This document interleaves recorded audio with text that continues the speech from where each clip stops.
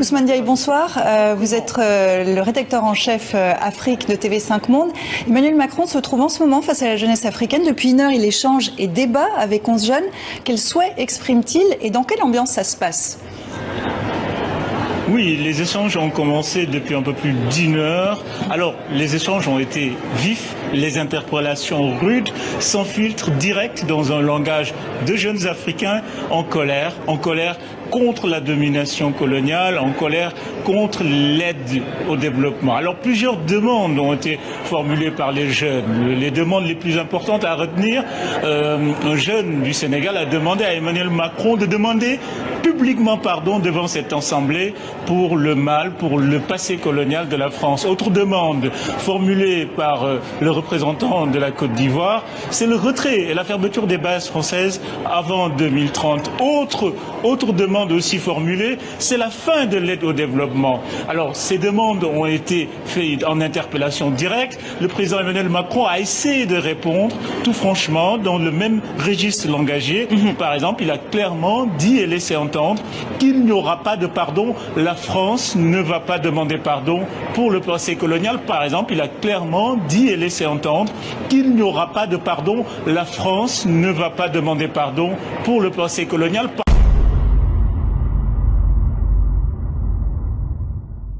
Président Adam voulait juste réagir rapidement. Oui. Pour Adam et pour le président, réaction vraiment rapide. 30 secondes. Je veux juste rappeler à Monsieur le Président que ce qui se passe au Sahel n'est que les conséquences de ce qui a été fait en Libye. Cette intervention en Libye où vous avez oublié, quand je parle de vous, je ne parle pas de votre personne, je parle de votre position. Vous avez oublié l'existence de l'Union africaine. Monsieur le Président, vous l'aimez le dire. Nous sommes au Mali pour aider le Mali. Si nous n'étions pas venus au Sahel, il n'allait pas avoir de gouvernement actuellement au Mali.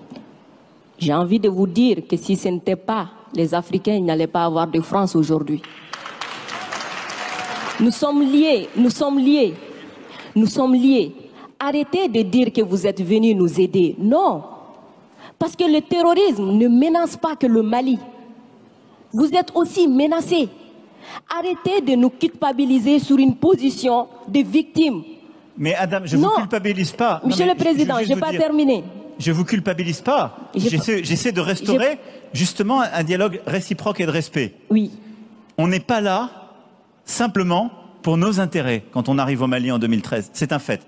Par contre, ce que vous avez dit sur la Libye, je l'ai dit plusieurs fois comme président, je partage ce que vous avez dit. La Libye, on n'a pas respecté la souveraineté d'un peuple et ça, c'est une erreur.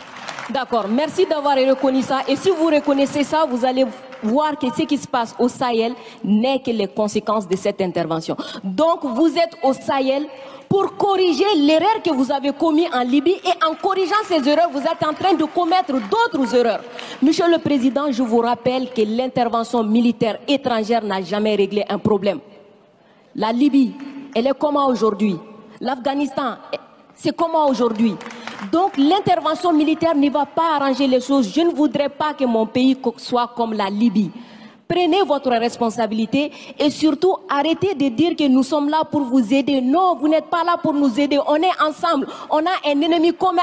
On le combat ensemble. Et pour finir, ces sorties ces derniers jours entre vous et les autorités maliennes, c'est juste une honte. Parce que c'est une honte. Vous avez le même ennemi et l'ennemi, il est grandi. L'ennemi, il prend de l'ampleur dans ça. Dites-leur. Faites-moi plaisir. Dites-leur. Du coup, arrêtez ça. Arrêtez ces discours paternalistes. Dire que nous allons vous aider, Non, nous n'avons pas besoin d'aide. Nous avons besoin de coopération. Nous avons besoin de partenariat. Et nous sommes liés par l'histoire, mais nous sommes liés par les dangers. Nous sommes liés par les défis. Mais je suis 100% d'accord avec ce que vous venez de dire. Mais après, vous ne pouvez pas me dire, vous ne pouvez pas couvrir les propos inacceptables qui ont été tenus par des gens qui, eux, n'ont ni la légitimité ni la légalité pour eux. Or, ils ont tenu des propos inacceptables. Non, mais je vous le dis. Et vous ne pouvez pas me dire, on doit avoir un dialogue équilibré, réciproque, et me dire, dès que je vous parle avec le cœur et que je vous dis la vérité, je serai paternaliste. Je ne suis pas paternaliste, je suis sincère. J'ai droit à la même sincérité que vous. Me demandez pas, dès que je dis la vérité, je serai paternaliste. On ne va jamais s'en sortir. Vous me dites la vérité avec votre cœur, vous me prenez à partie, vous me bousculez. J'ai le droit de vous dire ma vérité aussi. C'est pas du paternalisme, c'est de la sincérité. Ok, Monsieur le Président, non, juste pour dire que la sincérité n'exclut pas la courtoisie, la sincérité. Mais je suis courtois comme vous l'êtes avec moi, Adam. Oui. Nous sommes courtois les uns. Je suis carrément d'accord avec vous, Monsieur le Président. C'est juste vous dire que j'adore votre sincérité, mais elle n'exclut pas le respect, elle n'exclut pas la courtoisie. Je pense que nous avons l'un et l'autre, là dans le débat, une très grande courtoisie. Absolument. Et on fait la démonstration qu'il n'y a pas de paternalisme, il n'y a pas d'agressivité, il y a une vraie sincérité, mais il n'y a pas de tabou. Et ce que vous avez décrit sur ce qu'on fait au Sahel, c'est exactement ça. Moi, je ne pense pas que l'intervention militaire soit l'alpha et l'oméga. Je pense le contraire. Et donc, le problème que vous avez aujourd'hui, c'est qu'il y a une autorité de transition qui dit « ils devraient rester là militairement, parce qu'ils ne veulent pas faire le travail ».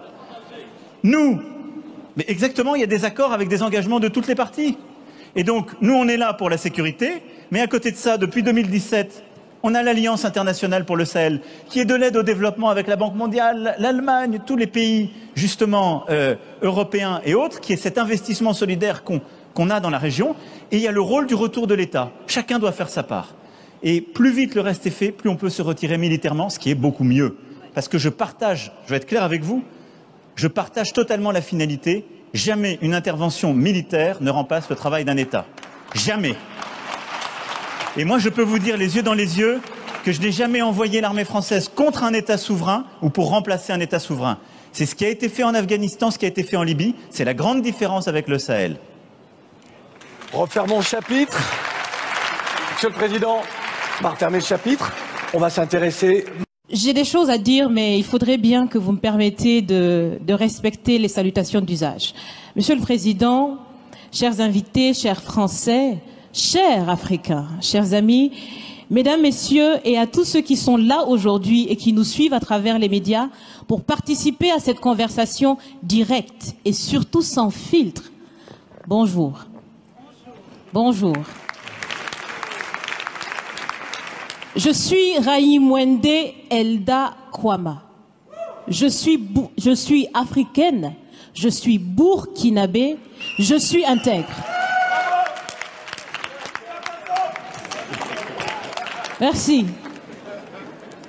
Nul besoin donc de vous préciser que mon interpellation sera celle de la vérité, de la sincérité et de la franchise. Sans filtre, Monsieur le Président. Mon point va s'articuler autour de tous ces imaginaires-là. Et s'il s'agit de parler des imaginaires et de ces concepts faux, incompatibles à la réalité de nos peuples, il faudra surtout parler du vocabulaire dépassé, inadapté, dévalorisant, qui réside encore dans vos discours et dans celui de vos institutions lorsque vous vous adressez à l'Afrique ou lorsque vous levez des fonds pour aider l'Afrique. Parmi ces expressions, il y en a une qui retient mon attention tout le temps et qui par fini me dérange. L'aide au développement. Monsieur le Président, l'aide, tant qu'elle n'aide pas, tant qu'elle n'amène pas à se départir de l'aide, comme le dit Thomas Sankara, il faut s'en débarrasser. Car l'aide, ce type d'aide-là rend esclave.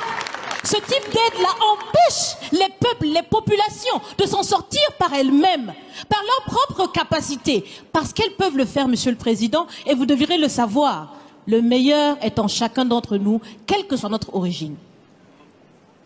Je continue donc pour vous citer ici Feu Joseph Kizerbo, un intellectuel africain, certainement que vous le connaissez. Vous lisez beaucoup, n'est-ce pas, Monsieur le Président?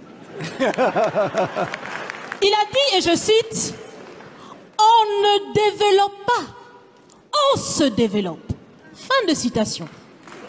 Alors si on ne développe pas, on ne peut pas non plus aider à développer.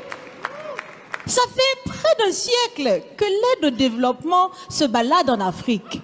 Ça ne marche pas.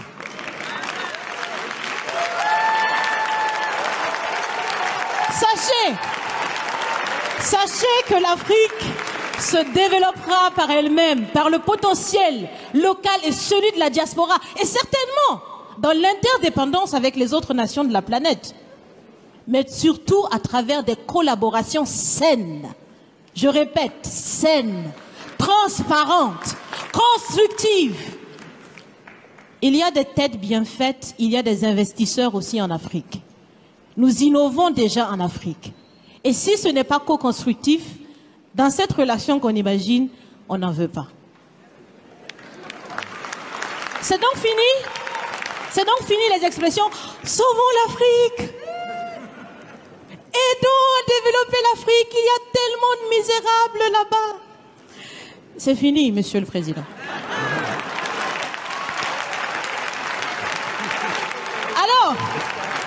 Alors, si on doit vivre ensemble, parce qu'il le faut à tout prix, ça sera dans l'interdépendance, je répète, mais surtout et aussi dans le respect et la valorisation des uns et des autres. Monsieur le Président, vous avez voulu ce sommet différent, vous nous avez appelés, nous, société civile, tout en sachant bien que tout ce qu'on peut faire, c'est dire ce qu'on pense. Vous êtes un président, vous pouvez prendre des décisions, que chacun prenne donc ses responsabilités dans ce sommet. Monsieur le Président, je vais vous proposer des actions concrètes. Est-ce que vous savez, je pense que vous le savez, l'AFD, l'Agence française de développement, fête bientôt ses 80 ans. C'est l'occasion de faire différemment, changer déjà le nom, changer le fond. On l'a si bien dit, on veut des partenariats qui soient clairs, qui soient transparents, où nous aussi on peut parler, on a notre mot à dire, on peut aussi agir et on peut mettre aussi de l'intellect et des ressources financières sur la table de la discussion. Je vais finir parce que j'aime bien échanger avec Monsieur le Président. Mais je vais finir. Et je vous propose de visualiser avec moi ceci. Si la relation entre les pays d'Afrique et la France était une marmite, sachez qu'elle est très sale, cette marmite. Elle est sale de reconnaissance légère des exactions commises. Elle est sale de corruption. Elle est sale de non-transparence. Elle est sale de vocabulaire dévalorisant. Elle est sale, Monsieur le Président. Je vous invite à la recurer par des actions concrètes. J'ai déjà proposé des actions, commencez. Mes amis le feront aussi. Si vous refusez de la laver, si vous voulez quand même préparer là-dedans, je ne mangerai pas. Nous ne mangerons pas. L'Afrique ne mangera plus. Le repas. Écoutez. Le repas.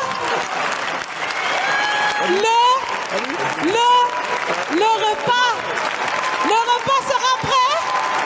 Vous serez le seul à table avec un appétit difficile. À bon entendeur, salut. Merci.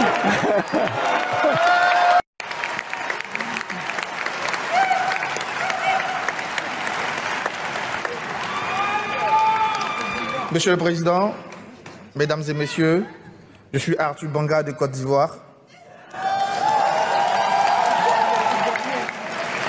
Et Monsieur le Président, l'équipe m'a chargé de vous présenter la vision que nous voulons pour 2030. Quelle relation entre l'Afrique et la France à 2030? Monsieur le Président, un futur souhaitable est possible. Imaginons un instant que nous sommes en 2030 et qu'en 2030, la France a assumé son histoire dans la relation Afrique-France. Dès 2023, la France est enfin sortie du déni. Elle a reconnu sa responsabilité sans tomber dans le piège de la recherche de la pureté. Monsieur le Président, le travail de mémoire de l'esclavage et de la colonisation est enfin permis. Les œuvres restituées sans argument normatif de conservation du patrimoine public. Ces œuvres-là participent de cette réparation, Monsieur le Président. Elles nourrissent cette nouvelle relation parce qu'elles circulent dans et hors de nos musées en Afrique comme en France. Monsieur le Président, cette reconnaissance permet ainsi de créer une collaboration plus apaisée, constructive entre nos peuples, mais plus important entre nos jeunesses.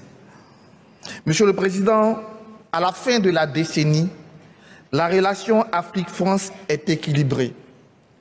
Elle est équilibrée car les imaginaires ont évolué, entraînant de vrais changements relationnels. Ils ont d'abord évolué avec le vocabulaire. L'attention toute particulière portée par la France aux éléments de langage et à la posture pour sortir du rabaissement, conscient ou inconscient, ont permis en 10 ans de changer les choses, les mots et les actes de la relation. Monsieur le Président, on ne parlera plus d'aide ou de développement, mais de partenariat et de co-construction.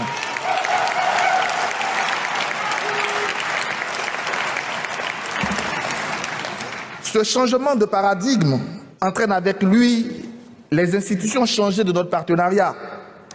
Elles ont changé de dénomination pour épouser l'ère du temps, l'ère de notre temps, l'ère des relations d'égal à égal.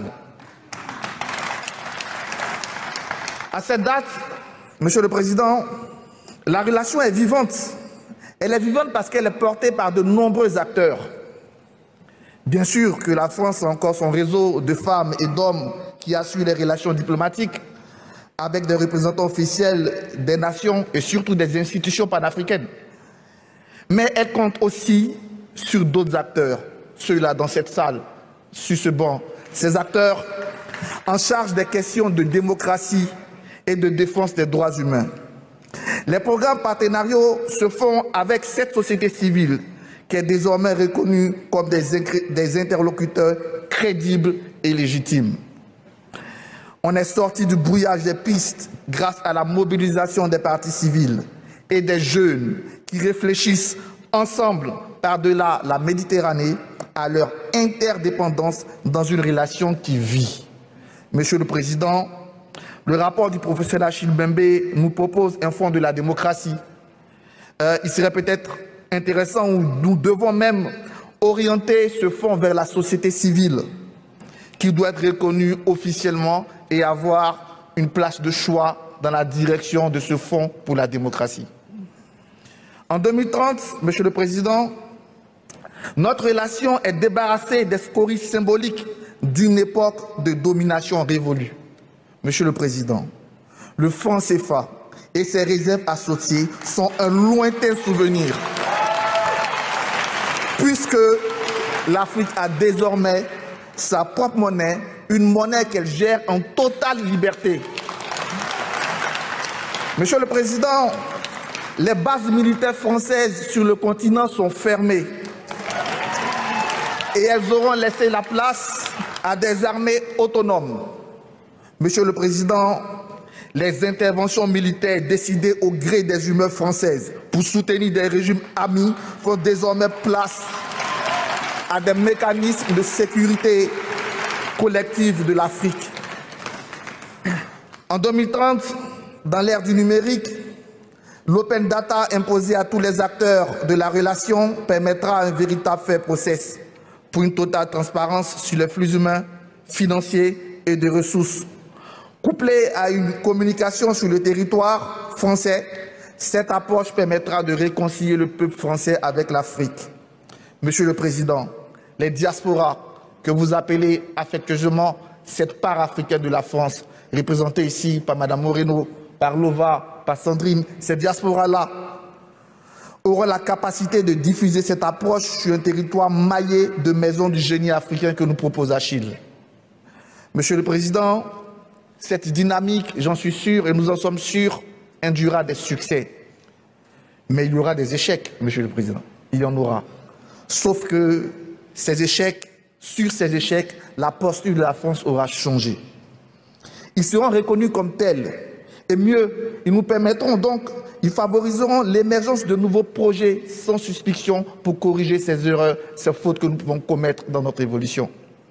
Monsieur le Président, ces projets seront plus beaux parce qu'ils seront le plus souvent pensés avec les Africains, avec la diaspora, et ça sera la meilleure façon, Monsieur le Président, d'atteindre la cible, parce que cette cible sera écoutée dans la mise en place de ces projets. Monsieur le Président, nous pensons qu'il est temps d'arrêter les discours, moins de grands discours, plus d'attention aux besoins des populations, plus d'écoute à l'objectivation des résultats. Et cela va entraîner une co-responsabilité plus forte entre partenaires, je dis bien partenaires, français et africains. Monsieur le Président, en 2030, comme on l'a dit tout à l'heure, notre continent est jeune, il est plein d'espoir. Et donc en 2030, l'Afrique sera une source d'innovation et de solutions. Solutions fondées sur la nature, pour elle-même l'Afrique, mais aussi et surtout dans ces moments que nous vivons, ce sont des solutions pour la France et pour tout le reste de l'humanité. Les compétences endogènes de l'Afrique sont remises au cœur des savoirs communs grâce à une circulation plus accrue des étudiants de part et d'autre de nos territoires. À l'équivalent, on revient encore aux propositions d'Achille, à l'équivalent d'un programme Erasmus africain, à des campus multidisciplinaires et multiculturels accueillant des étudiants d'Afrique et de France, à des partenariats de recherche équilibrés, favorisant la montée en puissance de centres de recherche sur le continent. Monsieur le Président, par ces solutions, l'Afrique doit inspirer la France. Parce qu'aujourd'hui, le continent africain a des pratiques numériques avancées qui pourraient inspirer vos pays. Monsieur le Président, c'est une question de regard. Ceci se fera dans la relation Afrique-France, un terreau de solutions, une meilleure gestion de la crise climatique, un emploi plus efficient du numérique et la construction d'un bien commun. 2030, c'est de la prospective à court terme. Le chemin est semé d'embûches, mais c'est pour cela que nous allons le parcourir ensemble à partir d'aujourd'hui. Cette lecture prospective que l'équipe vous propose, mêlée aux propositions d'Achille, Monsieur le Président, doivent constituer, et nous le revendiquons, doivent constituer la feuille de route pour ces 10 prochaines années dans les relations entre la France, entre l'Afrique et la France. Monsieur le Président, après votre écoute, je vous invite au dialogue pour construire ensemble 2030, car c'est ensemble que nous devons créer les conditions d'un nouveau départ et engager une nouvelle relation entre l'Afrique et la France. Monsieur le Président, cessons les palabres, cessons les leçons de philosophie, soyons concrets, prenons dès à présent des mesures qui marquent le tournant de cette relation Afrique-France. Et pour cela, je vous invite à dialoguer avec ces 11 jeunes, en commençant par ma voisine du Nord, Elda, qui représente le Burkina. Merci.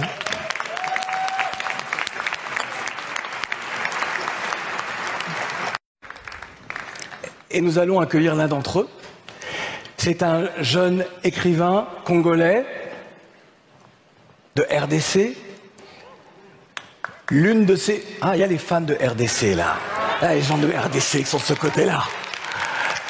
L'une de ses pièces a été jouée dans un des plus grands théâtres de France, le théâtre de l'Odéon, et cela dans le cadre de la saison Africa 2020. Et je voudrais que l'on remercie et que l'on applaudisse très très très fort Ngoné Fall et les équipes d'Africa 2020, car la période de pandémie sanitaire ne leur a rien épargné, et ils sont allés jusqu'au bout de leur mission. Je vous demande d'accueillir donc ce jeune écrivain pour un extrait d'un de ses textes, Sinzo Anza, s'il vous plaît.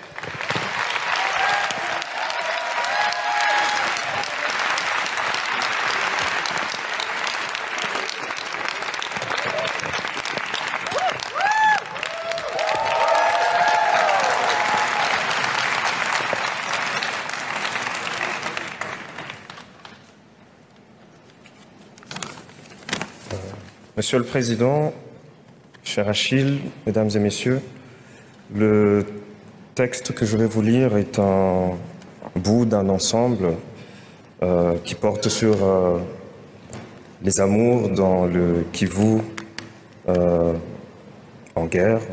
Le Kivu, c'est la région du Congo d'où je viens.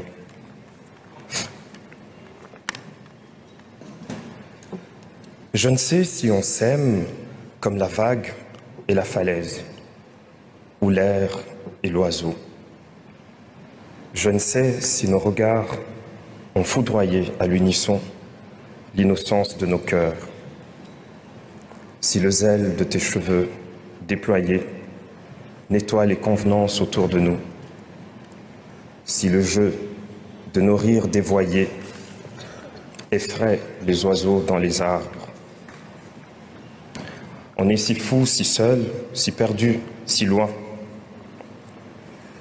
Tu ne sais si on s'aime comme le sang et le vin, si nos bras sont des ailes, des barricades ou des ponts. Tu ne sais si la rumeur du vent est une lointaine métaphore. On vivra peut-être encore, on fera danser la lune dans nos mains, on sera vivant, on enfermera le ciel dans nos regards et tous les vents dans nos soupirs. On sera le tumulte d'un ouragan et je te ferai l'amour à l'envers de nos rires, de nos cris d'épouvante et du frémissement éphémère de nos corps tombés dans le sang, la poussière et l'amas des douilles. Ici, les histoires d'amour n'ont pas de commencement. Les miroirs de la vie sont des yeux qui ne vous regardent pas et les routes sont des serpents. Je vous remercie. Cinzo Aranzin. Alors, restez encore un peu au pupitre. Que dit ce texte de l'Afrique d'aujourd'hui ? Je pense que ce texte dit de l'Afrique d'aujourd'hui que malgré tout le vacarme qu'on entend de là-bas, malgré toute la négativité dans l'actualité sur le continent, il y a de la vie. Il y a des gens, des personnes qui vivent, des personnes qui aiment, des personnes qui rêvent et des personnes qui réalisent, qui vivent leur vie, qui la tiennent. Avant que vous ne nous quittiez, mais vous allez revenir tout à l'heure, sa pièce jouée au théâtre de l'Odéon à Paris, que la volonté soit quiine, c'est le titre, hein ? Que ta volonté soit quiine. Exactement. Qu'est-ce que ça fait ?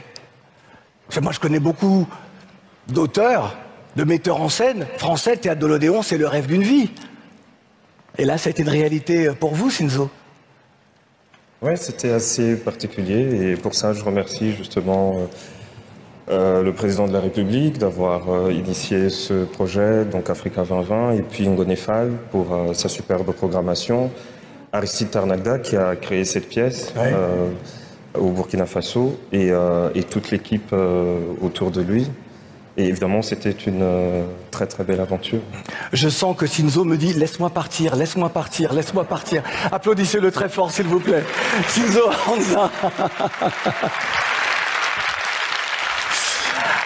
Allez, j'appelle maintenant, justement, dans cette belle équipe, c'est vraiment une fraternité, ces 11 jeunes, les travaux qui furent les leurs, l'exceptionnelle volonté de changer les choses. Je voudrais appeler Adam Dicko, Lova Rinel et Sandrine Naguertiga. Prenez place, mesdames. Voilà.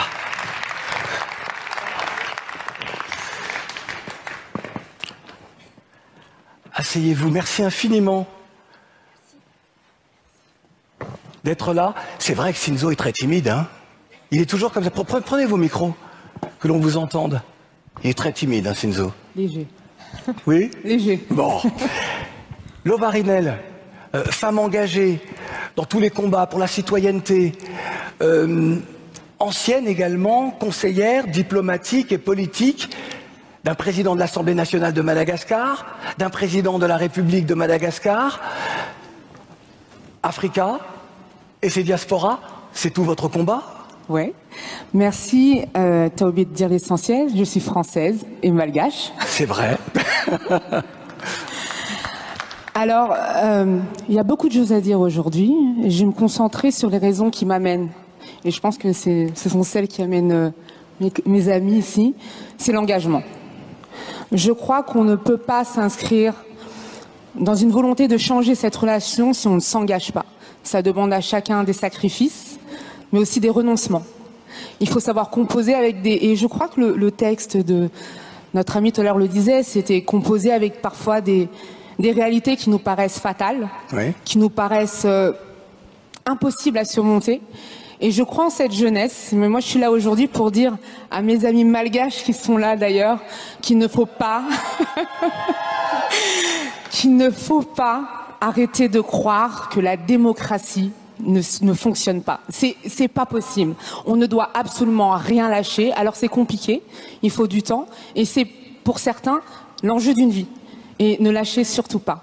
Voilà. Cette démocratie que vous appelez de vos voeux, c'est une démocratie également qui serait adaptée aux identités, aux populations, à leur vision du monde, à leur vision qu'elles ont d'elles-mêmes dans ce concert des nations.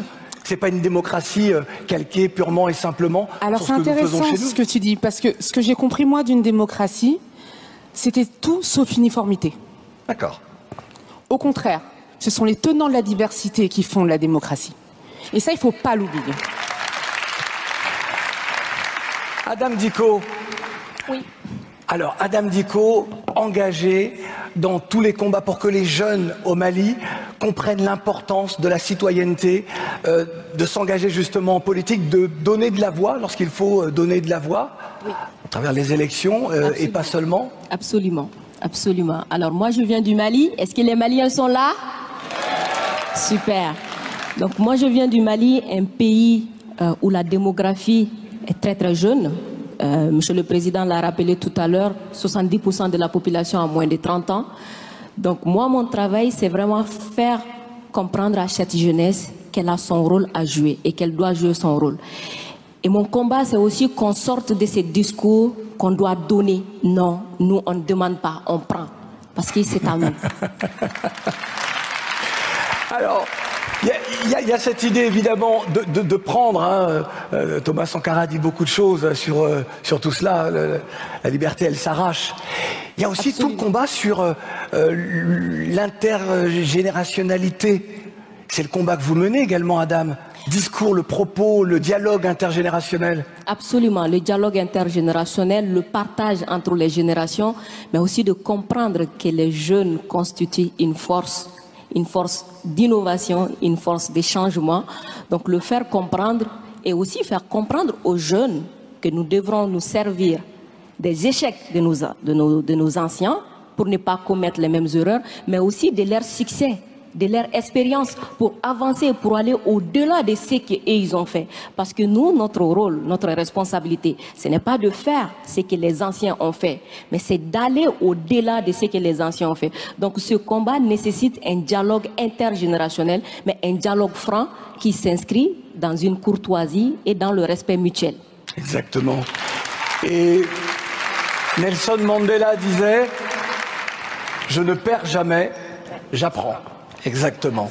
On va peut-être, avec Sandrine, résumer ce que vous êtes toutes les deux. Sandrine, entrepreneur, vous êtes blogueuse également et afro-optimiste. Alors on comprend, afro et optimiste. Qu'est-ce que cela veut dire dans vos propos et dans l'engagement qui est le vôtre? Oh, ça fonctionne, ça fonctionne. Très bien. Alors, c'est déjà très difficile de passer après ces deux femmes très engagées, mais bon. À l'instar de Lova, donc moi je suis Sandrine Agartiga. J'ai la chance aussi d'être à la fois française et tchadienne. Et j'ai encore plus cette fierté parce que j'ai vu Afrotonix prester tout à l'heure et ça a été une fierté vraiment encore plus grandissante. Et aujourd'hui, je dirais que les relations vraiment entre Afrique et France et nous jeunes, aujourd'hui nous avons vraiment, nous marquons notre histoire déjà, nous écrivons cette histoire-là. Et en tant que blogueuse, moi j'ai cette particularité, cette chance d'écrire, de mettre en avant les talents du lendemain, donc de promouvoir cette jeunesse africaine qui brille, qui, en dépit de tout ce qui se passe, donc a cette envie aussi de changer les choses. Donc je dirais qu'aujourd'hui, je m'inscris carrément dans cette continuité avec mes deux consoeurs, si je veux dire comme ça. Alors moi je voudrais que vous alliez un petit peu plus loin, Sandrine, dans cet afro-optimisme, que l'on comprenne. Si c'est un mot que nous devons adopter, une posture que nous devons adopter, on veut en comprendre tous les tenants et les aboutissants. Alors mon afro-optimisme est né de la volonté, je dirais en 2016, de reconquérir, de redécouvrir ce continent africain qui vivait en moi mais que je ne connaissais pas vraiment. Et du coup je me disais que encore une fois, au-delà vraiment de toutes les difficultés qu'il y avait, des négativités sur les médias, comment est-ce que moi, en tant que jeune, issu de la diaspora, j'allais pouvoir marquer mon histoire, changer un peu ce narratif de la relation entre l'Afrique et l'Europe, ou la France en tout cas. Et du coup, j'avais décidé vraiment de créer, d'aller sur cet afro-optimisme-là, pour dire que tout simplement, l'Afrique est riche, elle est belle, elle est riche de sa diversité, elle est riche de tout ce qu'elle a. Et donc, du coup, il fallait que je puisse vraiment promouvoir ces talents du continent africain de la diaspora. Donc c'est comme ça qu'est né un peu cet afro-optimisme et que j'ai décidé de suivre jusqu'aujourd'hui et qui m'anime.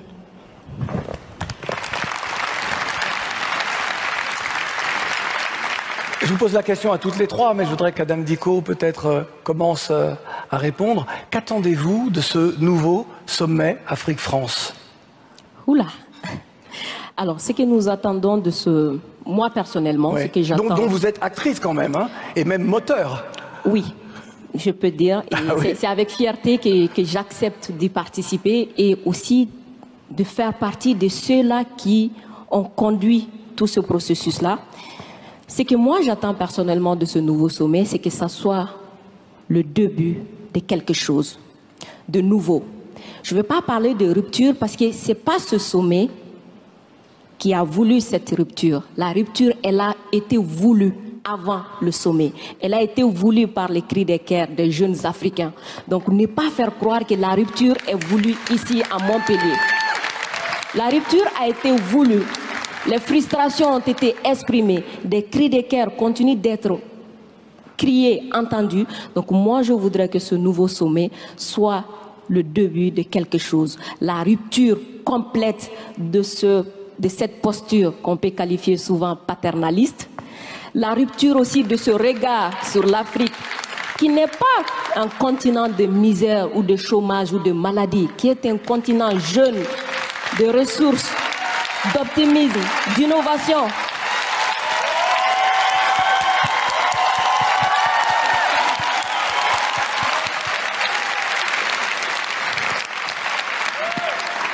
C'est ça. C'est ce que j'attends de ce sommet. Et je n'attends pas que ça commence après ce sommet. Et je n'attends pas que ça commence par Monsieur le Président de la République française. Je l'ai déjà commencé et cette lutte va continuer. Ce n'est pas quelque chose qu'on demande. Nova? Forcément, j'attends beaucoup, mais il n'y a pas que moi. Je pense que la question, pour moi, ce sommet doit être en résonance avec un mot qui est important. Ce sont les diasporas, ce sont les binationaux, ce sont les métis, ce sont les couples mixtes. Ce sont toutes ces personnes qui véhiculent cette relation qu'on oublie trop souvent et qui sont pourtant tout simplement les meilleurs des ambassadeurs de cette relation.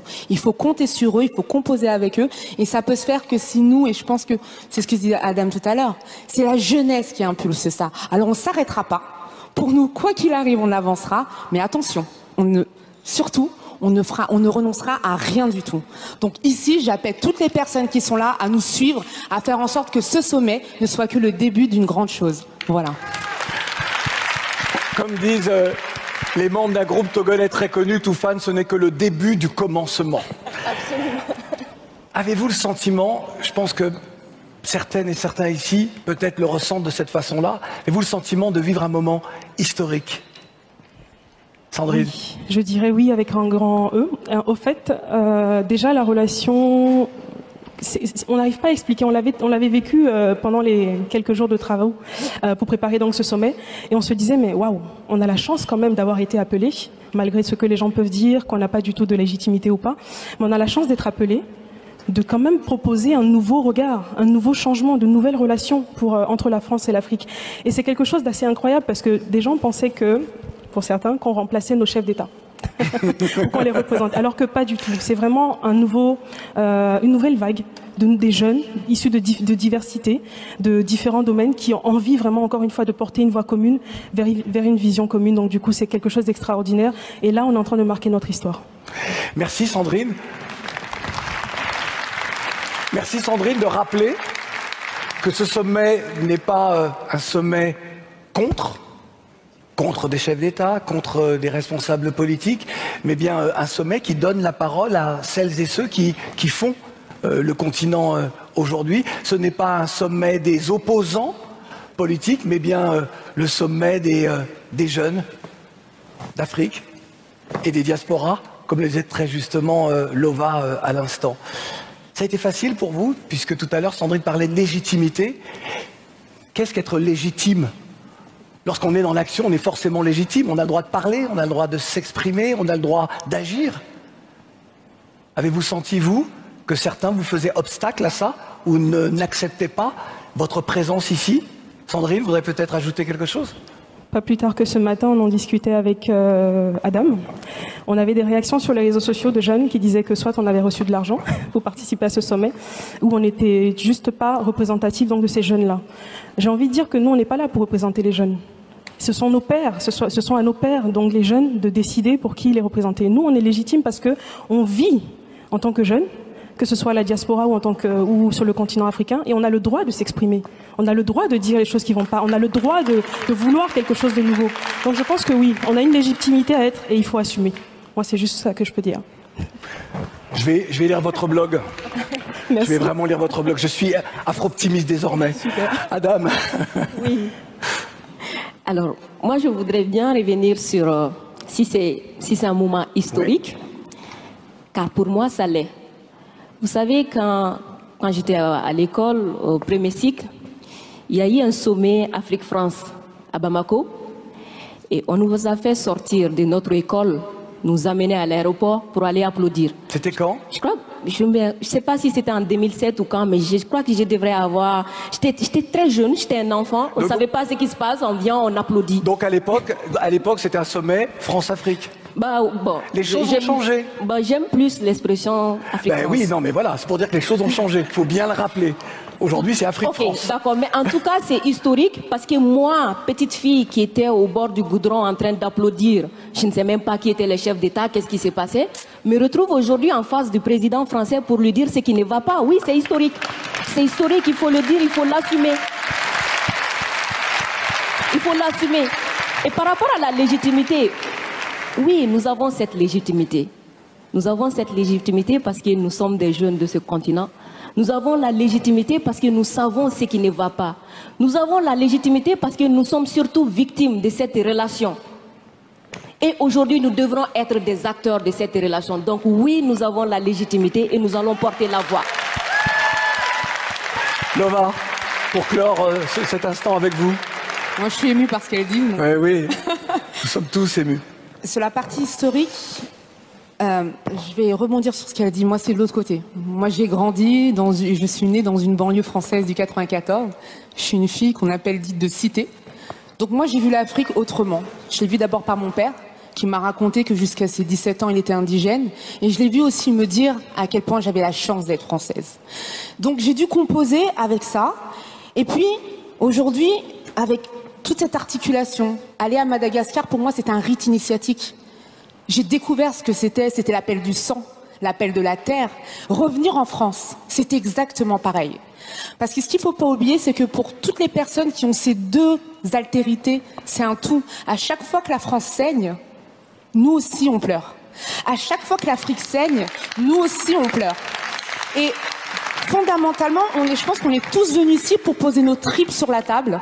Elle est là, notre légitimité. On pose tout, on donne tout, quitte à prendre le risque peut-être de bousculer un certain protocole, mais ça se fera toujours dans le but de tendre la main, parce qu'on a une revanche à prendre sur l'histoire. Il est hors de question que je m'arrête en disant c'est l'histoire de la colonisation, c'est l'histoire de la traite négrière, c'est l'histoire de la France-Afrique. Ce n'est pas ça l'avenir, et moi je suis là ici pour dire que tout se passe demain, mais c'est aujourd'hui qu'on construit. Voilà. Merci infiniment. Lova, Adam et Sandrine, vous restez avec nous. Bonjour Ousmane, alors vous suivez pour nous ce sommet, ce nouveau sommet France-Afrique, puisque c'est son nom officiel. C'est un coup de jeune donné aux relations avec le continent. On en est où aujourd'hui dans le déroulé de la journée ? Oui, le premier round de ce sommet Afrique-France vient de s'achever, une matinée consacrée à 4 ateliers autour de 4 thématiques, l'entrepreneuriat, la culture, le sport et l'engagement citoyen. Le président Emmanuel Macron est arrivé vers les coups de 11 heures, il a fait le tour de quelques ateliers, s'est arrêté à discuter en toute bonhomie avec quelques participants, mais le panel qui a marqué cette matinée aura été le panel autour de l'engagement citoyen et la démocratie. Il y avait foule à ce panel et puis des prises de parole fortes. Je vous propose d'écouter 2 intervenants qui ont pris la parole ce matin pendant ce panel autour de l'engagement citoyen. Je pense que le message il est passé parce que j'ai fini par paraphraser Nelson Mandela qui dit que être libre, ce n'est pas seulement se débarrasser des chaînes, mais c'est de renforcer et de respecter la liberté des autres. Je crois qu'il est temps que la France puisse aider l'Afrique à renforcer sa liberté parce que les Africains veulent vivre chez eux et vivre en paix et surtout en liberté. Nous, la jeunesse africaine, nous sommes vraiment engagés à promouvoir la démocratie en Afrique. Mais on reste convaincus également qu'il n'y a point de démocratie dans l'oppression, dans une relation de dépendance. Voilà, nous voulons redéfinir les choses selon un partenariat gagnant-gagnant.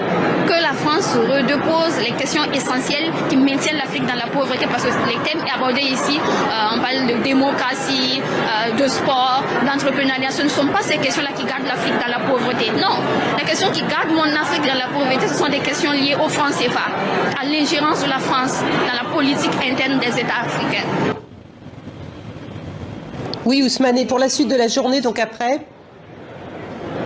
Oui, tout à l'heure à 15h, le moment tant attendu de ce sommet, c'est ce dialogue direct entre le président Emmanuel Macron et 11 jeunes sélectionnés par l'Élysée.